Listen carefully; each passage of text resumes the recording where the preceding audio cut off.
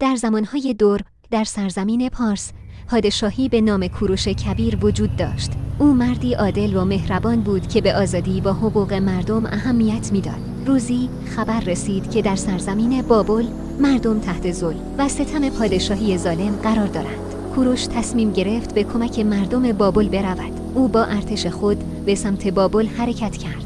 در راه او به مردم گفت: ما برای آزادی و عدالت می جنگیم. هیچ کس نباید تحت ظلم باشد. وقتی به بابل رسیدند، کوروش با شجاعت و تدبیر به جنگ با پادشاه ظالم پرداخت.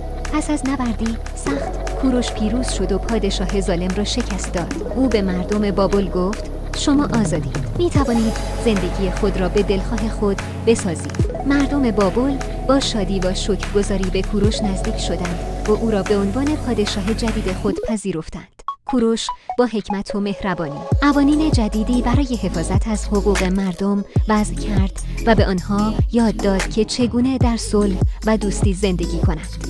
این داستان نشان می‌دهد که کوروش کبیر نه تنها یک جنگجو بلکه یک پادشاه عادل و مهربان بود که به آزادی و حقوق بشر اهمیت